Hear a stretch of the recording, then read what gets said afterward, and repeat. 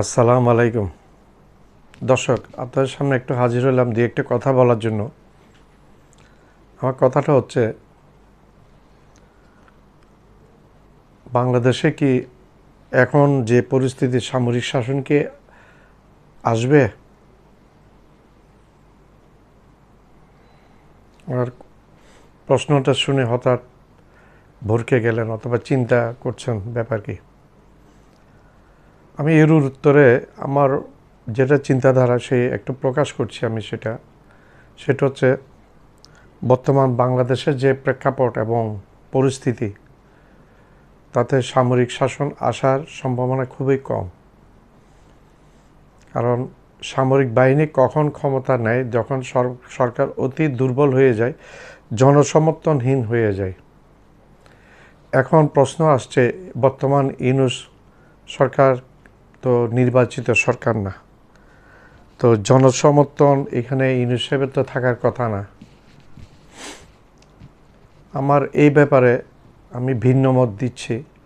সেটা হচ্ছে, বর্তমান ইউনূস সরকার ক্ষমতায় নিয়েছেন, ডক্টর ইউনূস সাহেব ক্ষমতায় নিয়েছেন কী অবস্থার পরিপ্রেক্ষিতে, কী অবস্থার কারণে ক্ষমতাটা নিয়েছেন। বিগত স্বৈরশাসক শেখ হাসিনা প্রায় 16টি বছর এই দেশকে নিংড়ে চিবিয়ে খেয়ে ফেলেছেন এবং ভারতকে বিলিয়ে দিয়েছেন, নিঃস্বার্থভাবে ভারতকে বিলিয়ে দিয়েছেন। বাংলাদেশের মানুষের স্বার্থ না দেখে বাংলাদেশে ক্ষতি করে গেছেন উনি, এবং দুর্নীতি, লুটপাট সব কিছু করে গেছেন। এর পরিপ্রেক্ষিতে প্রত্যেকটা জায়গায় বৈষম্য ছিল। একটা যেমন বর্ণ বৈষম্য থাকে, বিভিন্ন জায়গায় বিভিন্ন ধরনের বৈষম্য ছিল। যে বৈষম্যের কারণে ছাত্ররা এবং মানুষ একেবারে শেখ হাসিনার দুঃশাসনে একেবারে বিরূপ ছিল, একেবারে খুবই বেজায় নাখোশ ছিলেন। কোটা আন্দোলন, এটা শুধু কোটা আন্দোলনের কারণে এই শেখ হাসিনার তক্তাপলট অর্থাৎ গদিচ্যুত হয়েছে তা না, কিন্তু এটা বছরের পর বছর যুগের পর যুগ ধরো যে অন্যায়, যে স্বৈরাচারী, যে ফ্যাসিস্ট মনোভাবটা জনগণের উপর চালিয়ে দিয়েছিলেন। একতরফা ভারতের তোষণ নীতি করেছেন, মোদির তোষণ নীতি করেছেন, এবং এইখানে কয়েকটা স্থানে যেমন সেনাবাহিনীর হত্যাকাণ্ড, বিডিআর হত্যাকাণ্ড, বিডিআরের এই হত্যাকাণ্ডের মধ্যে দিয়ে 56 জন সেনাবাহিনীর চৌকস অফিসারকে হত্যা করেছেন। এরপরে হেফাজতের ওলামাদেরকে হত্যা করেছেন নির্বিচারে। এরপরে শেষ অন্য কোনো হত্যাকাণ্ডে বিচার হয় না, যেমন মেজর সিনহার হত্যাকাণ্ডে বিচার হয় নাই, তারপর ওসি প্রদীপের কোনো বিচার করা নাই, তারপর 7 খুনের কোনো হত্যা করা, তকির হত্যাকাণ্ডে কোনো বিচার করা নাই, সাগের রুনি হত্যাকাণ্ডে কোনো বিচার করা নাই। এগুলো সবগুলোর সাথে সরকার জড়িত, এবং শেখ হাসিনার গ্রিন সিগন্যাল ছাড়া এই সমস্ত হত্যাকাণ্ড হয় না, ওনার হুকুম ছাড়া এই সমস্ত হত্যাকাণ্ড সংগঠিত হয় বলে আমি বিশ্বাস করি না, বাংলার মানুষ বিশ্বাস করে না। যাও, সামরিক আইন প্রসঙ্গে এসে যায়। সামরিক শাসন বাংলাদেশে এই মুহূর্তে সামরিক শাসন আসবে না। তার কারণ হচ্ছে, যদিও প্রফেসর ইউনূস সাহেব একজন অনির্বাচিত সরকার প্রধান, একদিক দিয়ে অনির্বাচিত সরকার প্রধান, যে একটা প্রচলিত যে নিয়ম আছে সেই নিয়মে ভোটের মাধ্যমে উনি আসেন নাই। কিন্তু না আসলে কী হবে, যে একটা বিপ্লব হয়ে গেছে 2024 সালে 5ই আগস্ট ছাত্র জনতার, এবং ছাত্ররা আত্মহত্যা দিয়ে ছাত্রদেরকে হত্যাকাণ্ড চালিয়েছিল এই শেখ হাসিনা। তাই বিপ্লবের মধ্যে দিয়ে এই ছাত্র জনতা ফ্যাসিস্টকে উৎখাত করে একজন নেতা নির্বাচন করেছেন। সেই নির্বাচনটা হচ্ছে সেটা হচ্ছে ডক্টর মোহাম্মদ ইউনূস সাহেব। তো ওনাকে আমরা একেবারে অনির্বাচিত এটাও বলতে পারবো না। উনি ছাত্র জনতার দ্বারা নির্বাচিত একজন সরকার প্রধান, এবং বিশ্বে ওনার মতো খ্যাতি খুব কম লোকেরই আছে। বাংলাদেশ, ইন্ডিয়া, পাকিস্তান, সার্কভুক্ত কোনো একটা দেশে নাই ওনার দ্বিতীয় একজন প্রতিদ্বন্দ্বী। সারা বিশ্বে ওনার মতো মানুষ দু একজন আছে, কিন্তু ওনার সমপর্যায়ে মনে হয় উনি একাই এতগুলো পুরস্কার পাওয়া ব্যক্তি। যা হোক, একদম ফ্লোরিশ মানুষ, অনেক কিছুর উদ্ভাবক। তো উনি ক্ষমতা নিয়েছেন আজকে প্রায় 7.5 মাস 8 মাস হয়ে যায়। দিন দিন ওনার জনপ্রিয়তা বেড়ে যাচ্ছে মানুষের কাছে। মানুষের বিএনপি উঠে পড়ে লেগেছে নির্বাচনের জন্য, বিএনপি এবং আওয়ামী লীগ। আওয়ামী লীগ তো এখন উপরে নাই, কিন্তু তলে তলে বিএনপির সাথে আছে। বিএনপি উঠে পড়ে লেগেছে নির্বাচন দেওয়ার জন্য। তো নির্বাচন এখন, বাংলার মানুষ নির্বাচনের কথা শুনলে মানুষ অসন্তুষ্ট হয়ে যাচ্ছে। মানুষ বলছে কিসের নির্বাচন, কিসের নির্বাচন? নির্বাচন আমরা অনেক দেখেছি। 1971 সালে বাংলাদেশ স্বাধীন হয়েছে, আজকে 53 বছর এই বাংলাদেশের স্বাধীন হয়েছে। আমরা রাজনৈতিক ব্যক্তিদের দ্বারা শাসন আমরা অনেক দেখেছি। রাজনীতিবিদরা এবং রাজনৈতিক দলগুলো ক্ষমতায় এসে যে দুর্নীতি করে, স্বৈরাচার হয়ে যায়, এগুলো আমরা বিএনপিকেও দেখেছি, আমরা আওয়ামী লীগকেও দেখেছি। একসময় খালেদা জিয়াকে বাধ্য হয়ে পদত্যাগ করতে হয়েছে ইলেকশন, জোর করে ইলেকশনের 16-17 দিন পরে পার্লামেন্ট ভেঙে দিয়ে। যাক, উনি তারপরে বুদ্ধিমত্তার পরিচয় দিয়েছেন, জনগণের রায়ের কাছে আত্মসমর্পণ করেছিলেন, যার কারণে উনি এখনও ওনার পপুলারিটি বেড়ে গেছে আরও। যেটা পারে নাই শেখ হাসিনা। একরোখা শেখ হাসিনা নিজেরটাই বুঝতেন, কারোটা বুঝতেন না, নিজের আত্মীয় স্বজনটা বুঝতেন, মুজিব বুঝতেন, আমি, আমার এবং আমার বাপের, এই 3টা শব্দ ছিল ওনার মুখে প্রতিনিয়ত।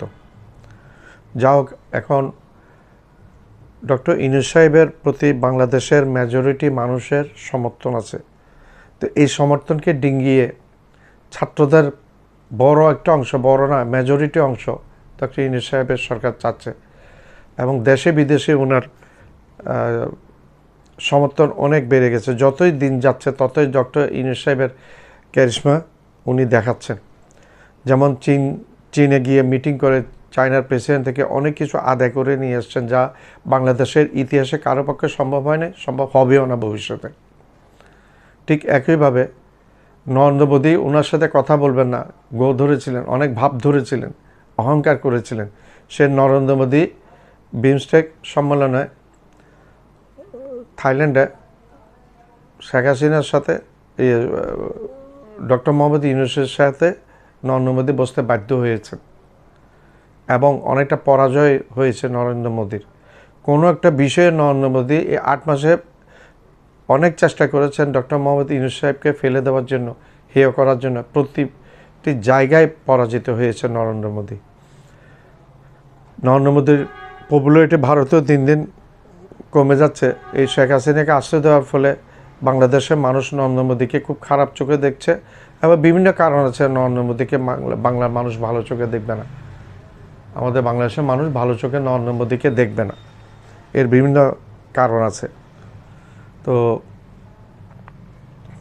যেটা বলছিলাম, ডক্টর মোহাম্মদ ইউনূস সাহেবকে সরানো, উনি যদি নিজে পদত্যাগ না করায় উনাকে সরাবে এরকম উপরে আল্লাহ ছাড়া বাংলাদেশের দ্বিতীয় কোনো মানুষ নেই।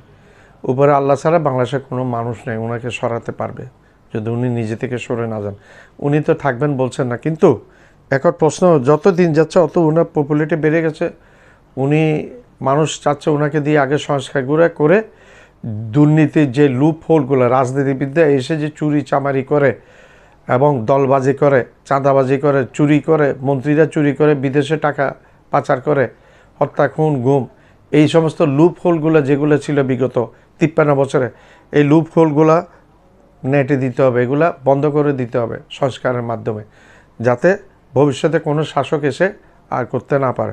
আর ভবিষ্যতের একটা কথা বলে রাখলাম, ভবিষ্যতে কোনো শাসকই এসে বাংলাদেশে খুব সহজভাবে একতরফা স্বৈরাচারগিরি করে চলতে পারবে না। এখন স্টারলিংক চালু হয়ে গেছে বাংলাদেশে, ট্রায়াল বেসিসে চালু হয়ে গেছে।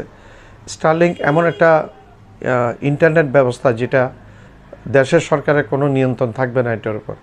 এটা সরাসরি যে মালিক, ধরেন আমি মালিক হলাম, আমার সাথে সরাসরি স্যাটেলাইটের মাধ্যমে যোগাযোগ থাকবে। আমার যোগাযোগটা ডাইরেক্ট স্যাটেলাইটের মাধ্যমে, স্যাটেলাইটের সাথে থাকবে, কৃত্রিম ভূ উপগ্রহের সাথে। এখানে সরকারের কোনো কিছু নিয়ন্ত্রণ থাকবে না, সরকার চাইলেও পারবে না। তো তথ্য প্রবাহ হচ্ছে মেইন জিনিস। একটা স্বৈরাচার যখন দেখে তার অবস্থা খারাপ হয়ে যায়, তখন সে কিন্তু তথ্যের ত্রুটি চিপে ধরে থাকে, গলাটা চিপে ধরে থাকে বাক স্বাধীনতার। তখন এই সমস্তগুলো ইন্টারনেট, রেডিও, টেলিভিশন, এগুলো তথ্য প্রবাহ এগুলো বন্ধ করে দেয়, যেটা করেছিল 2024 সালে জুলাই শেষের দিকে শেখ হাসিনা। করে টিকতে পারে না, কারণ বাংলা মানুষ তাকে চায় না, তার বীতশ্রদ্ধ হয়ে গেছে এই ফ্যাসিস্টের। বিশ্বের ইতিহাসে একজন নামকরা মহিলা ফ্যাসিস্ট এখন ভারতে বসে তার পুঁথি পড়া ছাড়া আর কোনো কাজ নাই।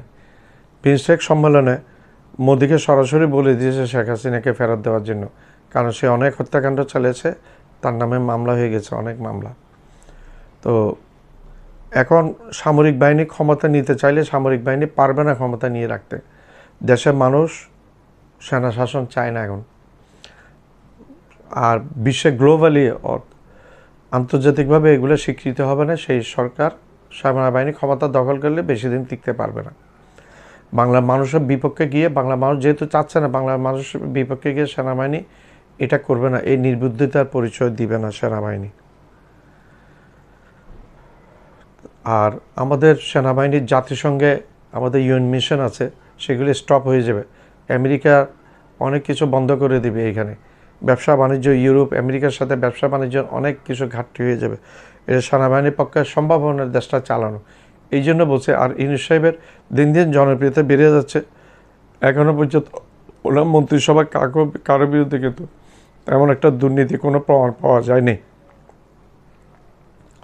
তো ধন্যবাদ ডক্টর ইউনূস স্যারকে, আপনি এসে বাংলাদেশের ক্ষমতাটা ধরেছেন বিধায় মানুষ আপনার উপর আস্থা রাখছে, আপনাকে বিশ্বাস করতে শুরু করেছে, যার কারণে আপনার পপুলারিটি দিন দিন বেড়ে যাচ্ছে। বিএনপি যতই মায়া কান্না করুক, বিএনপি যতই নির্বাচন করে কান্না করুক, বিএনপির পপুলারিটি দিন দিন কমে যাচ্ছে। বিএনপির এই সমস্ত উগ্রবাদী চিন্তা চেতনা, ফ্যাসিস্ট, ক্ষমতায় আসার আগে চাঁদাবাজি, ক্ষমতায় আসার আগে সব কিছু দখল করা মনোভাব, এগুলোর কারণে, এগুলো ফ্যাসিস্ট শেখ হাসিনাকে দেখে মানুষ এগুলো আর অ্যাকসেপ্ট করবে না, যার কারণে বিএনপির পপুলারিটি কমে যাচ্ছে। আপনি নির্ভয়ে সংস্কারগুলো করবেন, বাংলার মানুষ আপনার পিছনে থাকবে। আপনার যদি সংস্কার না করে চলে যান তাড়াতাড়ি ইলেকশন দিয়ে, তখন আপনি প্রশ্নবিদ্ধ হবেন। বাংলার মানুষ আপনার কাছে প্রশ্ন রাখবে যে আপনাকে দেওয়া হয়েছিল সব কিছু ঠিক করার জন্য, মেনটেন করার জন্য, আপনি না করে চলে গেছেন কেন? মানুষের আস্থা আপনার উপর আছে। এই যে ঈদের মধ্যে যে ভাষণটা, যে বক্তৃতাটা দিয়েছিলেন আপনি ঈদগাহে, মানুষের মন জয় করে ফেলেছেন আপনি মানুষের জন্য ভাবেন, মানুষের জন্য কান্না করেন। আর ফ্যাসিস্ট হাসিনা কান্না করতো লোক দেখানো, অ্যাক্টিং, নাটক। অনেক একটা নাম করা অভিনেত্রী এই ফ্যাসিস্ট শেখ হাসিনা। আপনি অভিনেতা নন, আপনি রিয়েলিস্টিক। আপনি যেটা কান্না করেছে সেটা মনের তাগিদে, মনের ইয়েতে আপনি মানুষের দুঃখ আপনি বুঝতে পারে, আপনার অন্তরে গিয়ে হিট করেছে, বম্বার্ড করেছে, যার ফলে আপনি কান্না করেছেন। মানুষের হৃদয় আপনি স্পর্শ করে ফেলেছেন, মানুষের হৃদয়ের মণিকোটা আপনি জায়গা করে নিয়েছেন অলরেডি। আপনি দয়া করে যাবেন না। আপনি যেভাবে আপনি বিভিন্ন ব্রিলিয়ান্ট মানুষদেরকে, বিভিন্ন বাংলাদেশের মানুষদেরকে, যাই মেধাগুলো বাইরে চলে গেছিল, আপনি আরও ওই টাইপের মেধা সন্নিবেশ ঘটান। তারাই পারবে, তারাই আপনাকে সাহায্য করতে পারবে এই বিপ্লব একটা বাংলাদেশ, একটা সমৃদ্ধ একটা বাংলাদেশ, টেকনোলজিক্যাল বাংলাদেশ, সামরিকভাবে শক্তিশালী বাংলাদেশ, অর্থনৈতিকভাবে শক্তিশালী বাংলাদেশ এবং মত স্বাধীনতার প্রকাশের বাংলাদেশ। আপনাকে প্রথমে ধন্যবাদ জানাই, আপনি স্টারলিংটা নিয়ে এসেছেন।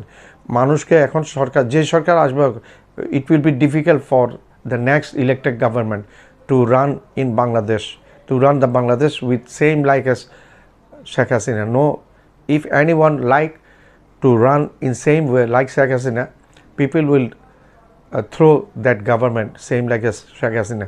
ধন্যবাদ।